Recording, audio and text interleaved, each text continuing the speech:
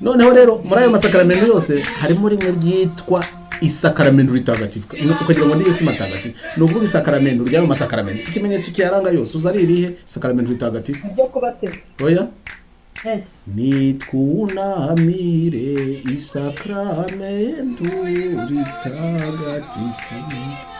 Aya tuyiririmba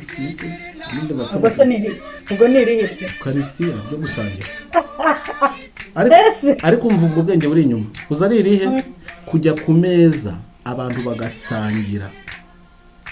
Niho Imana yigaragariza ngo Yesu arituyemo iryo ngiryo ryo wese n'umuntu. Ariko nawe yasangiye n'intumwa ze 12. Ariko hirya y'ibigaragara ashaka kuri bishushanyo. Gusangira y'abantu bafashe gahunda yo gusangira bakicarana ku meza bagasangira, nicyo kimenyetso kiruta ibindi byose kerekana Imana. Ku meza y'iwacu nugira ngo ni meza y'abapadiri. Ku meza y'iwacu y'abantu biyemeje kwicara bagasangira, ntambara ziba zirangiye, niho bumvikanira ibintu bikomeye. Ukibuka ko nyine twize muri AIPA gukora politiki bivuga iki? Eucharistia naryo sakaramento ry'abanyapolitiki. Kugira gute?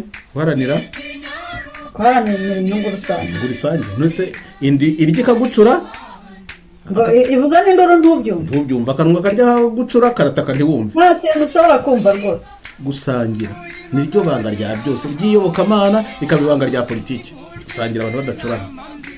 Ubwo rero twiganiriye kuri ibi. Nacyo kibazo dufitanye n'ubu ngubu mu gihugu. Dufitanye ikibazo cyo gusangira. Kwikubira ibyiza byose by'igihugu bikunze tugasangira, ikibazo twari dufitanye cyose byabirangiriye aho ngaho.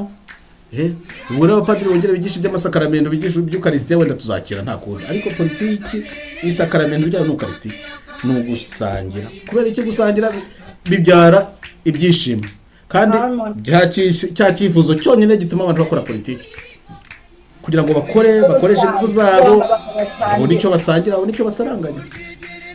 Ibyo rero nibyo twari turi kwiganirira. Politiki niyo nta yindi. Ubwo ntuvumbije abantu benshi batari baza muri AIPA, nibashaka batangirira. Aka turekera aho bazaza cyangwa